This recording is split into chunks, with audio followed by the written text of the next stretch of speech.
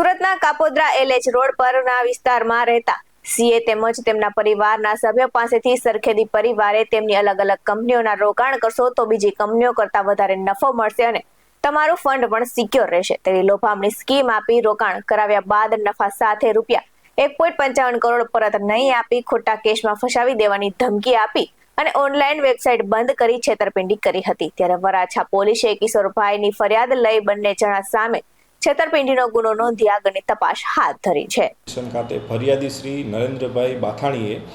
એક ફરિયાદ આપેલી કે પોતાના મિત્ર સીએ માર્શલ કનુભાઈ પોતે રોકાણ કરે છે અને ઇન્વેસ્ટમેન્ટ માટે એમને 1 કરોડ 13 લાખ રૂપિયા જેવી રકમ આપેલી, એમાંથી 35 લાખ રૂપિયા એણે પરત આપેલા અને એક ખોટી વેબસાઇટમાં ખોટા આંકડા દેખાડી અને તેની સાથે છેતરપિંડી કરેલી છે। ફરિયાદ કાપોદ્રા પોલીસ સ્ટેશને દાખલ થઈ, ત્યારબાદ પુરાવા રૂપે એ વેબસાઇટ જોતા એ વેબસાઇટ ડમી વેબસાઇટ હોય, એમાં ખોટા આંકડા ભરી અને રોકાણકારોને મોટી લાલચ આપવામાં આવે છે કે તમારું ઇન્વેસ્ટમેન્ટ છે એ ડબલ થયેલું છે કે એમાં આટલા પર્સન્ટેજ વધી ગયા છે। ખરેખર એ પોતે જ આ એક્સેલ શીટ બનાવી અને આંકડા ભરતા હોય અને ફરિયાદીનું મૂળ રોકાણ પોતે ક્યાં નાખેલ છે, કઈ જગ્યાએ વાપરેલ છે એ ફરિયાદીને જણાવતા ન હોય, ફરિયાદી પરત પૈસા માગતા આ સમગ્ર હકીકત સામે આવેલ છે।